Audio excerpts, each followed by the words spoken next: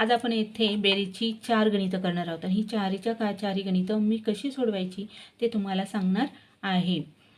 तर हे बेरीजचं चिन्ह आहे। आता इथं काय होतं, बेरीज असले की मुलं वजाबाकी करतात आणि वजाबाकी असेल तिथं बेरीज करतात, त्यामुळे मुलांची गणितं बहुतेक गणितं चुकतात।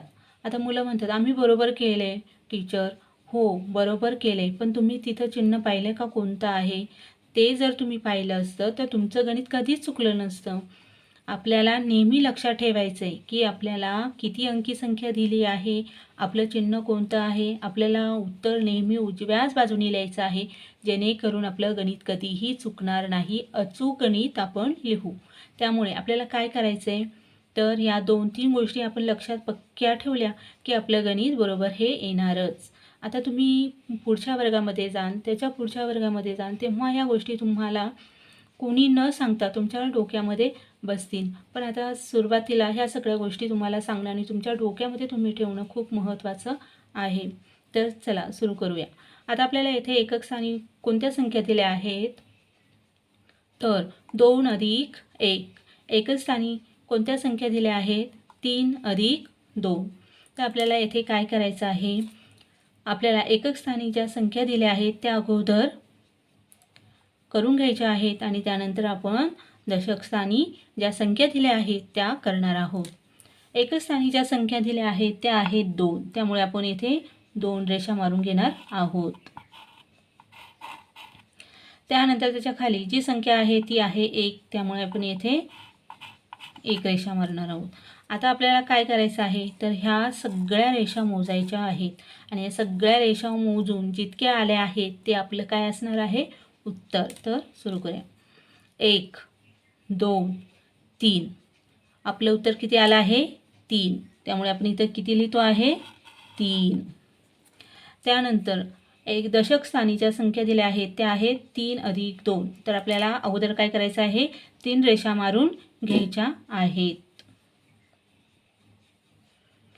1 2 3, त्याच्या खाली किती संख्या आहे, 2, तर आपल्याला किती रेषा मारून घ्यायच्या, 2, बरोबर 2 रेषा।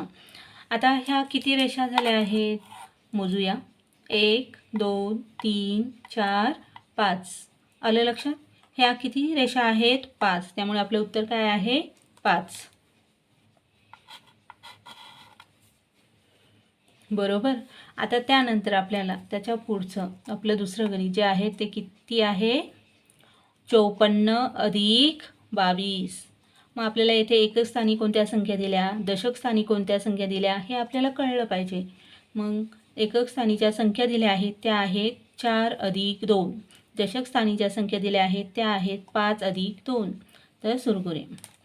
एकक स्थानी ज्या संख्या दिल्या त्या आहेत 4, तर आपल्याला अगोदर 4 रेषा मारून घ्यायच्या आहेत, 1 2 3 4।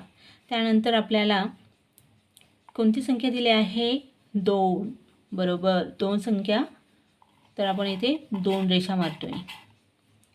आता ह्या सगळ्या रेषा आपल्याला मोजायच्या आहेत, 1 2 3 4 5 6, 6 रेषा आहेत। ह्या किती रेषा आहेत, 6, तर आपल्याला इथे किती लिहायच्या आहेत, 6।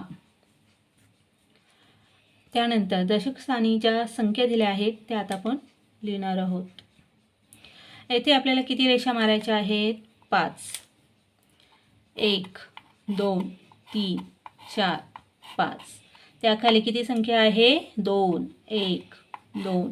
आता आपल्याला ह्या सगळ्या मोजायच्या, सगळ्या 1 2 3 4 5 6 7, 7 रेषा येथे किती आहेत, 7, त्यामुळे आपण लिहिलं आहे 7।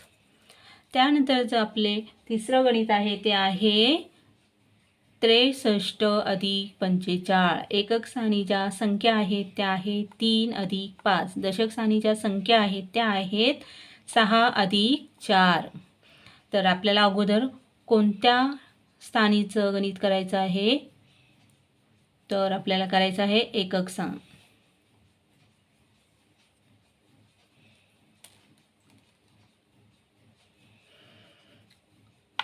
3 1 2 3 5, 1 2 3 4 5। आता आपण ह्या सगळ्या रेषा पुन्हा मोजणार. 1 2 3 4 5 6 7 8 8. त्यामुळे आपलं उत्तर किती आलं आहे? 8. दशक स्थानी आहे त्या संख्या आहेत 6 अधिक 4. त्यामुळे आपल्याला इथे 6 रेषा मारायच्या. 1 2 3 4 5 6. त्यानंतर आहे 4. 1 2 3 4.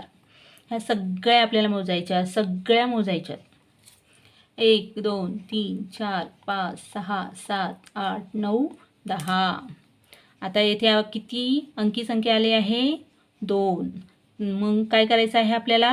हे 10 आहे तसं लिहायचं आहे. आपण हातचा केव्हा देतो? जेव्हा त्याच्या शेजारी दुसरी संख्या असेल तेव्हा आपण हातचा देतो, बरोबर. आता इथे संख्या आहे का दुसरी? नाही. त्यामुळे आपण पूर्णच्या पूर्ण 10 आहे तसा येथे लिहिला आहे. आलं लक्षात? आपण हातचा केव्हा दिला असता? जेव्हा येथे शतक असतं तेव्हा आपण हातचा दिला असता. मग आता आपण जे चौथं गणित करणार आहोत ते गणित आहे 53 अधिक 34. एकक स्थानी ज्या संख्या आहेत त्या आहेत 3 अधिक 4. दशक स्थानी ज्या संख्या आहेत त्या आहेत 5 अधिक 3.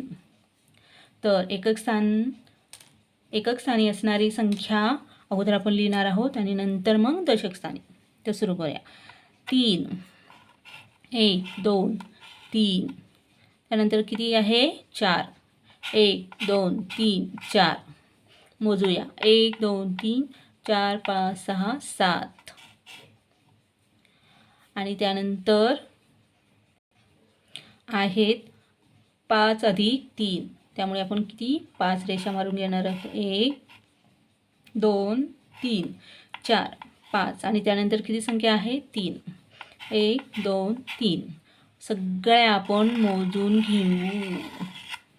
1 2 3 4 5. 1 2 3.